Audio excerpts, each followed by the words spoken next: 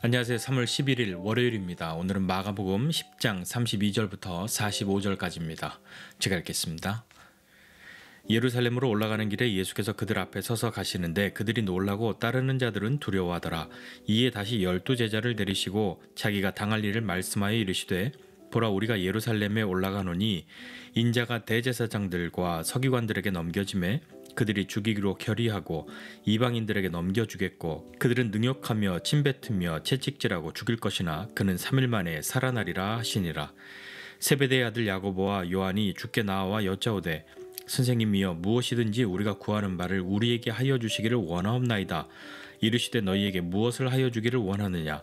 여짜오되 주의 영광 중에 우리를 하나는 주의 우편에 하나는 좌편에 앉게 하여 주옵소서. 예수께서 이르시되 너희는 너희가 구하는 것을 알지 못하는도다. 내가 마시는 잔을 너희가 마실 수 있으며 내가 받는 세례를 너희가 받을 수 있느냐. 그들이 말하되 할 수 있나이다. 예수께서 이르시되 너희는 내가 마시는 잔을 마시며 내가 받는 세례를 받으려니와 내 좌우편에 앉는 것은 내가 줄 것이 아니라 누구를 위하여 준비되었든지 그들이 얻을 것이니라. 10제자가 듣고 야고보와 요한에 대하여 화를 내거늘 예수께서 불러다가 이르시되 이방인의 집권자들이 그들을 임의로 주관하고 그 고관들이 그들에게 권세를 부리는 줄을 너희가 알거니와 너희 중에는 그렇지 않을지니 너희 중에 누구든지 크고자 하는 자는 너희를 섬기는 자가 되고 너희 중에 누구든지 으뜸이 되고자 하는 자는 모든 사람의 종이 되어야 하리라. 인자가 온 것은 섬김을 받으려 함이 아니라 도리어 섬기려 하고 자기 목숨을 많은 사람의 대속물로 주려 함이니라. 아멘. 예수님께서 예루살렘으로 올라가는 그 길에 계십니다. 근데 예수님이 앞에 가시고 제자들이 뒤를 따르고 있는데요. 그 뒤따르는 제자들이 놀라고 두려워하고 있습니다. 왜 그랬는지 우리는 잘 알 수 없지만 예수님은 제자들의 그런 마음을 알고 계셨죠. 그래서 이에 다시 12제자를 데리시고 자기가 당할 일을 말씀하셨다라고 마가는 기록하고 있습니다. 예수님이 자기가 당할 일에 대해서 말씀하고 계신데 그것은 어떤 것이냐면 이제 내가 잡히고 고난당하고 십자가의 죽임을 당하고 그러나 3일 만에 부활할 것이다 하는 그 말씀을 다시 하고 있는 거죠. 제자들은 예수님이 이렇게 말씀하실 때에 부활이라는 단어가 먼저 들어오기보다는 잡히고 능욕을 당하고 침뱉음을 당하고 죽임을 당하고 하는 그 말이 더 크게 들리지 않았을까요? 예수님께서 세 번째 제자들에게 고난당할 것에 대해서 말씀하십니다. 근데 그때에 야고보와 요한이 예수님께 나와서 예수님께 말합니다. 뭐라고 말하냐면 선생님이여, 무엇이든지 우리가 구하는 바를 우리에게 하여 주시기를 원하옵나이다. 이렇게 이야기하죠. 우리가 뭘 구하든지 좀 꼭 해주세요 라고 그렇게 이야기하고 있는데 예수님께서 무엇을 하여 주기를 원하느냐 라고 말씀하십니다. 기다렸다는 듯이 야고보와 요한이 이야기하는데 주의 영광 중에서 우리 중에 한 사람은 주님의 왼편에 한 사람은 주님의 오른편에 앉게 해주십시오 라고 이야기합니다. 주님의 영광 중이라고 말했는데 과연 야고보와 요한은 무엇을 상상했던 것일까요?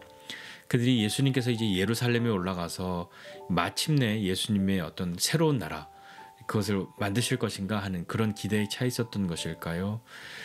주님의 좌우편이라고 하는 것은 쉽게 말하면 제가 넘버 2, 넘버 3 하고 싶은데 예수님 꼭 우리 시켜주세요 라고 구하는 것 아닙니까?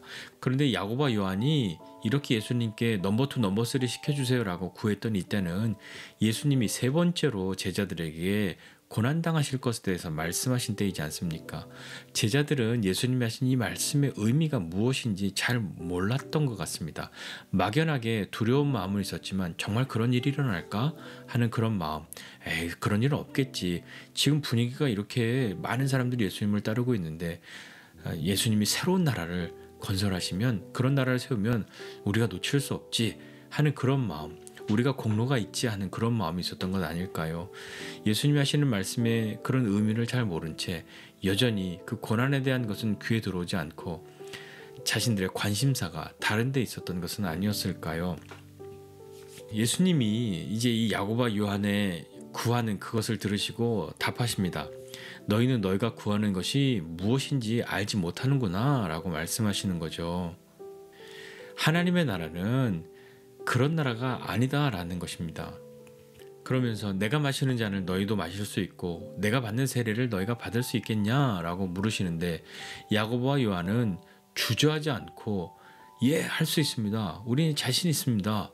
이렇게 대답하죠.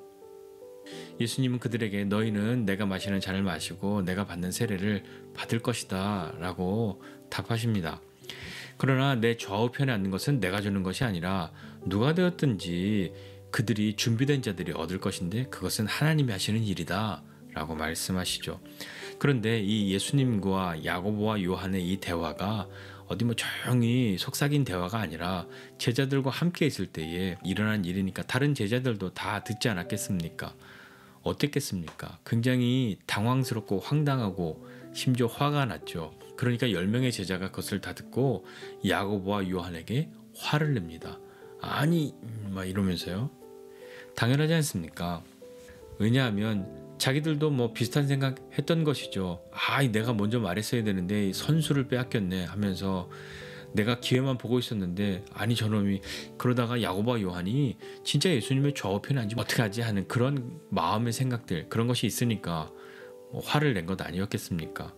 뭐 베드로는 어땠겠습니까? 베드로는 못 참죠. 왜냐하면 베드로, 야고보, 요한은 이 셋은 좀 특별한 그룹이지 않습니까? 예수님이 그들에게만 하시는 일이 있는데 야고보와 요한이 자기들은 형제라고 베드로를 빼놓고 예수님께 이 이야기를 했던 것 베드로가 참을 수 있었겠습니까? 지금 분위기상 이들을 가만두면 싸움이 날 수 있는 거죠. 다른 제자들이 다 화를 내고 있으니까요. 그러니까 예수님이 제자들을 다 불러 모으십니다. 그리고 말씀하시죠. 이방인들의 집권자는 이방인들 중에 다스리는 자는 자기 마음대로 하고 자기가 막 권세를 부리면서 야 너는 나를 섬겨야 해 라고 섬김을 강요하고 하는데 그런데 너희들 중에는 그런 일이 있으면 안 된다 라고 말씀하시죠. 하나님 나라는 그런 것이 아니니까요. 하나님 나라는 그런 것이 아닌데 너희 그것으로 그렇게 다투고 그것으로 높아지려고 하는 것 아니다. 그러면 어떻게 해야 되냐면 누구든지 크고자 하는 자는 너희를 섬기는 자가 되고 누구든지 으뜸이 되고자 하는 자는 모든 사람의 종이 되어야 한다 라고 말씀하십니다. 세상 사람들의 가치와는 반하는 그런 말씀이죠. 제자들이 서로 화나는 마음을 가지고 다툼을 막 시작하려는 그때에 예수님께서 이렇게 말씀하셨는데 그것이 제자들에게 어떻게 들렸겠습니까? 제자들이 잘 이해하고 예수님의 말씀을 깨달았을까요? 어땠을까요? 그런 제자들에게 예수님은 말씀하십니다. 인자가 온 것은 섬김을 받으려 함이 아니라 도리어 섬기려 하고 자기 목숨을 많은 사람들의 대속물로 주려 합니다. 라고 말씀하는 거죠. 예수님은 우리를 이렇게 섬기셨습니다. 그렇기 때문에 예수님의 이름은 지극히 높은 이름이 되신 것 아니겠습니까? 우리는 어떻습니까? 예수님께서 고난당하심과 죽음 그리고 부활을 말씀하시는 그 와중에 제자들은 여전히 자신들의 욕심, 자신들의 어떤 야망, 자신들이 추구하고자 하는 것 그것을 놓지 않았습니다. 주님께 구하는 것이 무엇인지도 그 의미를 모른 채 주님께 구하고 있었던 것이죠. 그리고 아무 고민 없이 선뜻 주님의 잔과 주님의 받으시는 그 세례를 나도 할 수 있다고 그렇게 대답합니다. 그렇게 답했던 그들도 예수님이 십자가에 죽으셨을 때에 도망하고 숨은 자가 되지 않았습니까? 자신들의 대답과는 전혀 다른 행동을 한 것이죠. 주님의 좌우편에 앉을 만한 사람이 아니라고 스스로 증명해버린 것 아닙니까? 그러나 그들 야고보와 요한뿐만 아니라 다른 제자들도 그들은 부활하신 예수님을 만나고 난 뒤에 그 다음에 그들은 자기 자신을 위해서 주님의 좌우편을 구한 것이 아니라 주님을 위하여 기꺼이 고난을 받으며 주님을 위해 사는 사람들이 된 것이죠. 하나님 나라는 힘으로 쟁취하는 나라가 아닙니다. 높아짐으로 올라섬으로 큰 자, 으뜸이 되는 자가 되는 것이 아니죠. 오히려 섬기고 오히려 낮아져 종이 되어야 하나님 나라의 큰 자, 으뜸이 되는 자가 되는 것입니다. 우리가 이것을 믿을 수 있습니까? 여러분 어떠십니까? 섬기는 자, 종이 되는 자, 정말 힘이 없고 아무것도 없어서 섬길 수밖에 없고 종이 될 수밖에 없는 것이 이 세상이 우리에게 주는 것인데 하나님 나라는 오히려 그렇게 섬기고 종이 되어야 큰 자가 되고 으뜸이 되는 자가 되는 나라입니다. 내가 정말 힘도 많고 뭐 다 가지고 있는데 그래 내가 잠깐 낮아져 줄게 하는 그런 마음으로 낮은 자 코스프레를 하는 것이 아니라, 그렇게 되면 잠깐 그렇게 하는 척하고 있다가 다시 자기 힘 가지고 그렇게 하는 것 아닙니까? 선거철 되면 정치인들 다 와서 다 뭐 섬기겠습니다, 낮은 자가 되겠습니다 말하지만 그때뿐이지 않습니까? 자꾸 그런 것을 보다 보니까 섬김이라고 하는 말이, 낮아진다고 하는 말이 잠깐 내가 숙여줄게 하는 그런 것으로 인식이 되고 있는 것은 아닙니까? 자꾸 그런 것을 보고 그런 것에서 낮아짐, 섬김 이런 말을 쓰니까 본래의 의미를 우리가 좀 혼동하고 있는 것은 아닙니까? 내가 잠깐 낮아졌다가 내가 높아지면, 내가 잠깐 섬기고 있다가 내가 다시 으뜸이 되면 그땐 가만 안 둘 거야 하는 그런 마음으로 하는 낮아짐과 섬김이 아니지 않습니까?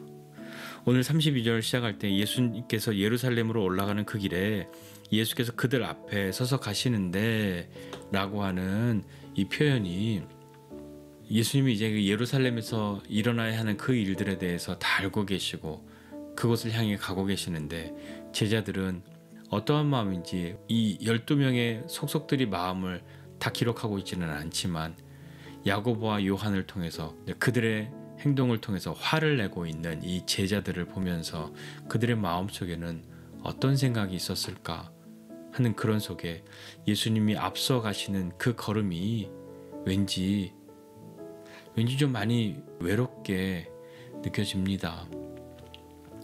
그렇지만 주님이 앞서 가시는 것 그 뒤에 뭐 놀라고 두려운 마음이 있을 수 있으나, 그러나 우리는 주님을 따를 수밖에 없죠. 주님을 따라가야 하는 것이죠.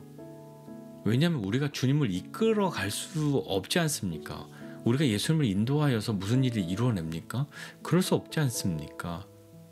오히려 주님이 앞서가심에 감사하고 힘을 내야 하지 않습니까?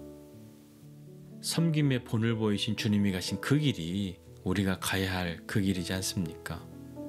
예수님은 인자가 온 것은 섬김을 받으려 하는 것이 아니라 도리어 섬기려 하고 자기 목숨을 많은 사람의 대속물로 주려 합니다 라고 말씀하시며 그 길을 가십니다. 우리가 가야 할 그 길, 어떤 길인지 다시 한번 생각해 보면서 주님의 길을 감사함으로 또 믿음으로 용기 내어 함께 가는 저와 여러분 모두가 되시기를 주님의 이름으로 부탁드립니다. 기도하겠습니다. 하나님 아버지, 은혜와 사랑을 감사드립니다. 하나님, 더 높은 곳, 더 많이, 더 강한 힘, 그것을 추구하는 세상을 살아가고 있으면서 하나님, 낮은 것, 섬기는 것, 그것을 말하는 우리가 때로는 초라해 보이고 때로는 그것이 무슨 의미가 있는가 하고 주님 그 자리에 멈춰 서 있을 때가 있습니다. 그렇지만 주님, 우리에게 참된 섬김, 참된 낮아짐, 그리고 종됨이 무엇인지 예수님을 통하여 배우고 예수님이 가신 그 길을 우리도 따라가는 주님의 제자 되게 하여 주옵소서. 만왕의 왕이신 예수님이 많은 사람들의 섬김을 받으려 하고 그리고 섬김을 요구하셔도 되는데, 세상의 권력자들도 자기를 섬길 것을 강요하고 자기를 높일 것을 말하는 이 세상을 살아가면서, 그러나 도리어 섬기고 도리어 낮아지고 도리어 종이 되어 자기 목숨을 많은 사람들을 위한 대속물로 주시는 그 주님을 믿는 우리의 이 믿음의 길에 주님을 더욱 사랑하여 주님과 함께하는 우리 되게 하여 주옵소서. 오늘도 우리에게 은혜를 더하여 주옵소서. 감사드리고 예수님의 이름으로 기도드립니다. 아멘.